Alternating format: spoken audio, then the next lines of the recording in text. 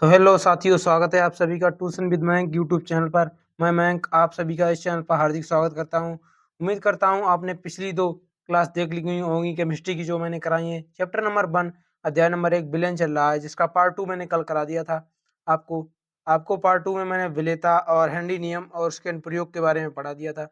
वहीं आपको कुछ कल की क्लास में थोड़ा मिस्टेक हो गया था, उसके बारे में आपको जानकारी देखनी है। देख लीजिए यहाँ पर।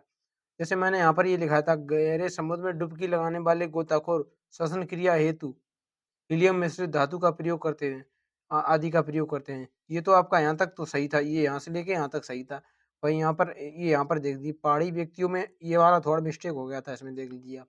पहाड़ी व्यक्तियों में एनोक्सिया मंदबुद्धि का लक्षण पाया जाता है साथियों। अब यहाँ से आपको कहाँ ये नहीं लिखना है, पहले देख लीजिए यहाँ तक लिखना है।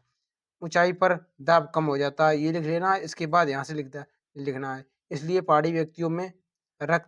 पहाड़ी व्यक्तियों के रक्त में ऑक्सीजन कम मात्रा में घुली होती है। इस प्रकार से आपको लिख देना है और आपका सही हो जाएगा। बाकी ये पूरा सही है, ठीक है। वही मैंने आपको कल होमवर्क दिया था, P बराबर के एच एक्स। इसमें आपसे पूछा था मैंने के एच क्या है, ऑप्शन भी दिए थे आपको। हेनरी स्थिरांक है या फैराडे स्थिरांक है या फिर राउल्ट स्थिरांक।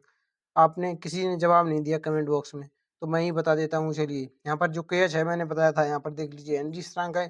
तो ये हमारा ऑप्शन सही हो जाएगा, ऑप्शन नंबर 1। जी हाँ साथियों। तो आज का साथियों हमारा टॉपिक होने वाला है सांद्रता, कंसंट्रेशन को लेकर, ठीक है। आज हम आपको सांद्रता कंसंट्रेशन के बारे में पढ़ाने वाले हैं इस क्लास में साथियों, ठीक है। चलिए शुरू करते हैं हम कंसंट्रेशन को। सांद्रता अध्याय कौन सा आपका चल रहा है? अध्याय नंबर 1, जिसका आज पार्ट नंबर 3 होने वाला है ये, ठीक है साथियों। आज में पढ़ना है सांद्रता। किसके बारे में? सांद्रता। सांद्रता इसे इंग्लिश में कहते हैं कंसंट्रेशन। कंसंट्रेशन, ठीक है साथियों। सांद्रता पढ़ना है। सांद्रता की आखिर पहले जानिए सांद्रता होती क्या है, सांद्रता की परिभाषा देखिए पहले सांद्रता की, ठीक है साथियों। सांद्रता किसी निश्चित किसी निश्चित किसी निश्चित द्रव्यमान या आयतन के विलयन में गुला विलेय का विलेय का द्रव्यमान या आयतन विलेय का द्रव्यमान या आयतन किसी निश्चित द्रव्यमान या आयतन के विलयन में घुला विलेय का द्रव्यमान या आयतन सांद्रता कहलाता है। सांद्रता कहलाता है कहलाता है। उम्मीद करता हूँ इतनी बात आपको समझ में आई होगी। सांद्रता क्या होती है? किसी निश्चित द्रव्यमान या आयतन के विलयन में घुला विलेय का द्रव्यमान या आयतन सांद्रता कहलाता है, ठीक है साथियों। उम्मीद करता हूँ आपको इतनी बात समझ में आ गई होगी साथियों। अब हमें विलयन की हेडिंग डालनी है आपको। विलयन की सांद्रता सांद्रता निर्धारण निर्धारण की विधियां। विलयन की सांद्रता निर्धारण की विधियां, इसमें विधि नंबर 1 है। टोटल 7 हमें पढ़नी है, देख लीजिए यहाँ पर। सांद्रता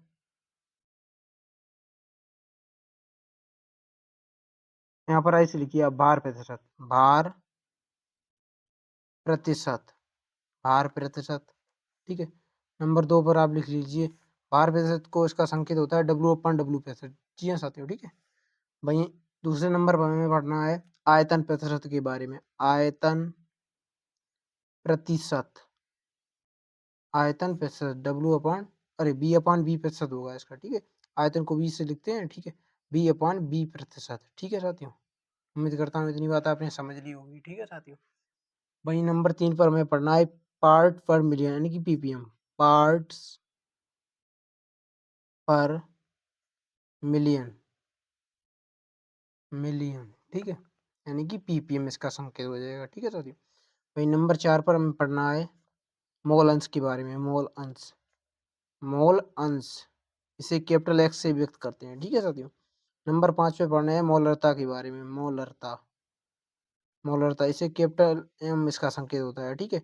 नंबर 6 पर पढ़ना है मोललता के बारे में, मोललता, मोललता, ठीक है, मोललता, ठीक है। इसको स्मॉल एम इसका संकेत होता है, ठीक है। नंबर 7 पर हमें पढ़ना है नॉर्मलता के बारे में, नॉर्मलता, इसका संकेत होता है कैपिटल एन, ठीक है। ये टोटल 7 सांद्रताएं विलयन की हमें पढ़नी है साथियों, ठीक है। इतनी बात आपको समझ में आ गई हो उम्मीद करता हूँ मैं, ठीक है साथियों। चलिए आगे बढ़ते हैं। तो पहले सबसे नंबर 1 पर देखते हैं क्या पढ़ना है। नंबर 1 पर, नंबर 1 पर है भार प्रतिशत। भार प्रतिशत आखिर क्या है? भार प्रतिशत, भार प्रतिशत, भार प्रतिशत, इसका संकेत होता है डब्ल्यू अपन डब्ल्यू प्रतिशत, ठीक है। इस डब्ल्यू अपन डब्ल्यू प्रतिशत इसका साथियों संकेत होता है। इसकी परिभाषा हमें नहीं पढ़नी है, परिभाषा, ठीक है। इसमें खाली इसका न्यूमेरिकल इस पर आ सकता है, ठीक है। इसमें आपको सूत्र याद करना रख लेना है। इसका इसका सूत्र क्या होता है, देखिए पहले आपको हम ये बता देते हैं। जैसे बिले है, ये बिले, बिले विलायक तो आप जानते हो, ये विलायक है, देख लीजिए यहाँ पर विलायक है, विलायक। तो विलेय को हम ए मान कर चलेंगे, ठीक है, विलायक को बी मान कर चलेंगे। हमारे साथ अगर आप केमिस्ट्री पढ़ रहे हैं तो मैं विलेय को ए मान कर चलूंगा और विलायक को बी मान कर चलूंगा। जी हाँ साथियों, ठीक है। विलेय को ए और विलायक को बी। अगर मुझे लिखना है जैसे कि विलेय का भार, मैं लिखूं कहीं विलेय का भार, विलेय का भार, ठीक है, तो डब्ल्यू ए, ठीक है। विलेय को, विलेय का डब्ल्यू ए मान के चलूंगा और विलायक का भार मैं मान के चलूंगा विलायक का भार, विलायक का भार, इसे डब्ल्यू बी से लिखेंगे, ठीक है साथियों।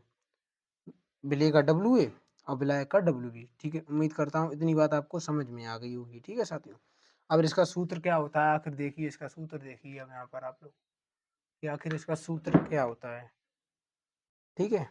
इसका सूत्र होता है, देख लीजिए आप यहाँ पर, भार प्रतिशत का सूत्र, भार प्रतिशत अर्थात डब्ल्यू अपान डब्ल्यू प्रतिशत, ठीक है। इसका सूत्र होता है डब्ल्यू ए बटे W A plus W B, ठीक है, गुणे 100।